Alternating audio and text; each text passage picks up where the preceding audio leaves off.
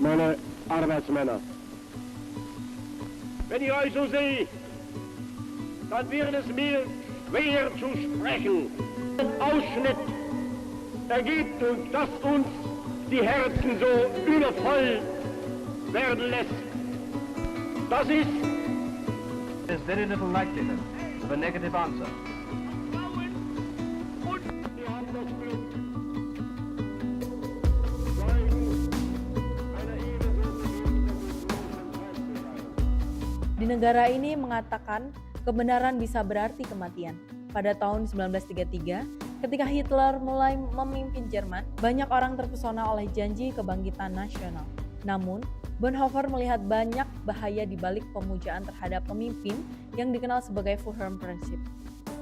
Melalui berbagai tulisan dan siaran publik, ia memperingatkan bahwa pengagungan seorang pemimpin secara berlebihan dapat berubah menjadi bentuk tirani. Ia juga mengatakan upaya rezim Nazi untuk mengendalikan kehidupan intelektual dan moral masyarakat, serta menyelaraskan dengan ideologi ras. Bersama sejumlah tokoh pemikir lainnya, Bonhoeffer membentuk sebuah gerakan perlawanan intelektual yang menolak tunduk pada tekanan negara dan tetap mempertahankan nilai-nilai kemanusiaan. Di saat banyak tokoh masyarakat memilih diam, Bonhoeffer justru bersuara lantang membela mereka yang menjadi korban diskriminasi, khususnya komunitas Yahudi. Ia berpendapat bahwa ketika sebuah negara bertindak tidak adil, tanggung jawab moral setiap individu bukan hanya membentuk para korban, tetapi juga menghentikan sistem ketidakadilan itu sendiri.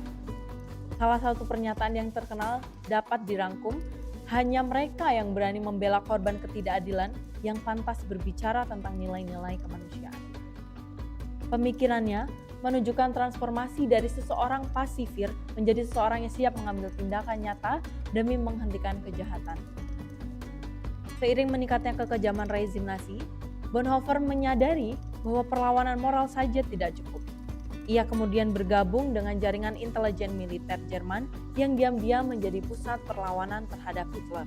Dalam perannya sebagai agen ganda, ia memanfaatkan koneksi internasional untuk menjalin komunikasi dengan pihak sekutu, dengan harapan mendapatkan dukungan bagi pemerintah baru jika Hitler berhasil digulingkan. Bonhoeffer juga mengetahui dan mendukung beberapa rencana untuk menyingkirkan Hitler, termasuk plot terkenal pada tanggal 20 Juli 1944.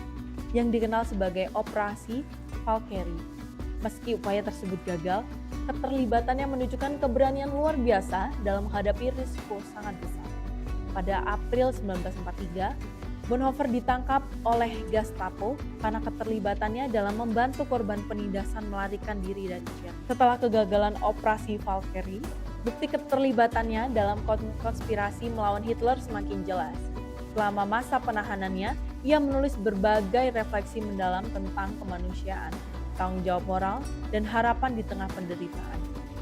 Tulisan-tulisan tersebut kemudian diterbitkan dalam buku terkenal Letters and Papers from Prison. Atas perintah langsung Hitler, Bonhoeffer dieksekusi pada tanggal 9 April 1945 di kamp konsentrasi Volresburg, hanya beberapa minggu sebelum berakhirnya Perang Dunia II.